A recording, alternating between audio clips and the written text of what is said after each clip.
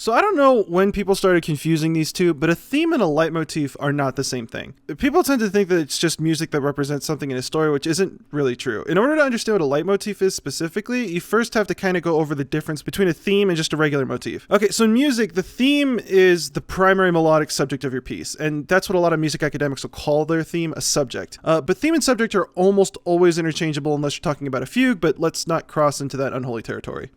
Okay, so that's a theme. That's the main subject, the primary piece of melodic information within a piece of music, your main melody, your theme. Okay, and your theme can just stay abstract. It doesn't have to represent anything in a story, but it can if the composer wants it to. A really great example of a main theme is Superman. So this is the full musical idea that represents Superman in the Superman film.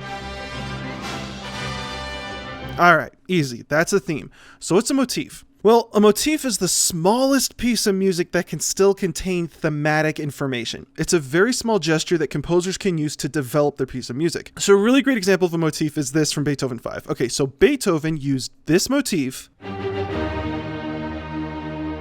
and developed it into this theme .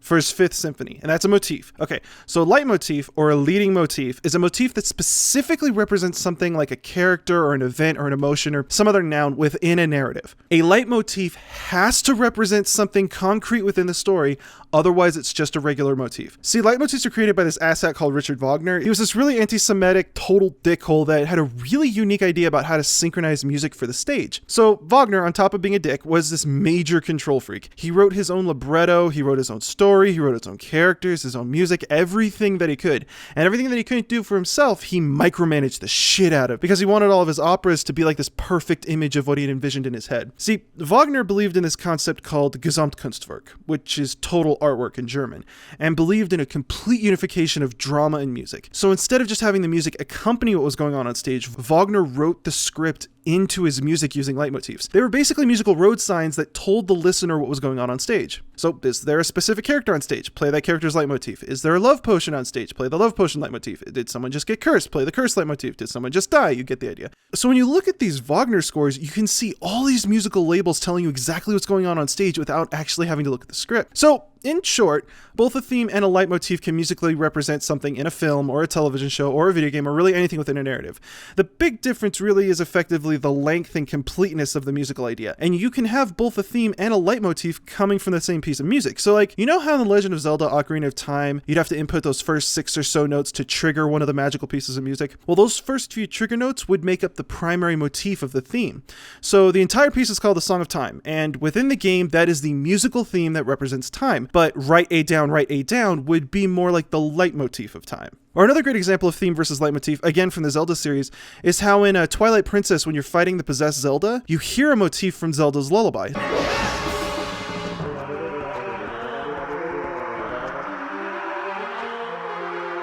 So in that instance, Zelda's lullaby is the musical theme that represents Zelda, and in the Twilight Princess boss fight, they're taking the primary motif of that theme and using it to musically represent Zelda, making that specific motif a leitmotif. So like with that, you could technically call the coin sound effect from the original Super Mario game for the NES a leitmotif.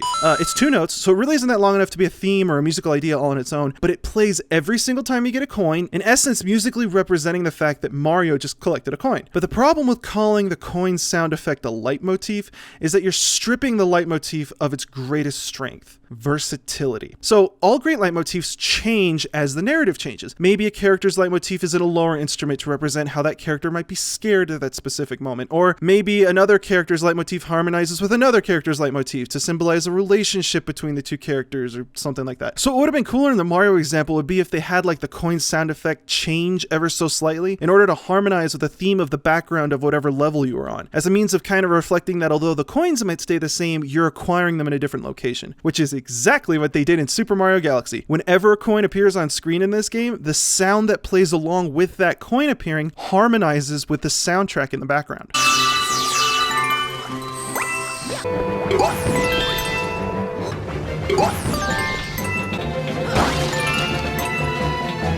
And again, the greatest strength of a leitmotif is its flexibility. Just look back at that Possessed Zelda example. The leitmotif isn't getting taken directly from the source note for note. It's playing in a variety of instruments against frantically moving strings in order to make it sound more disjointed and tense.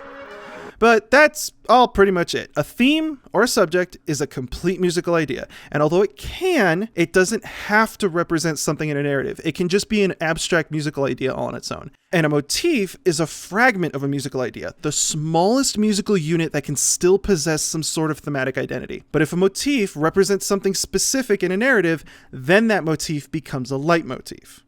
Thanks for watching.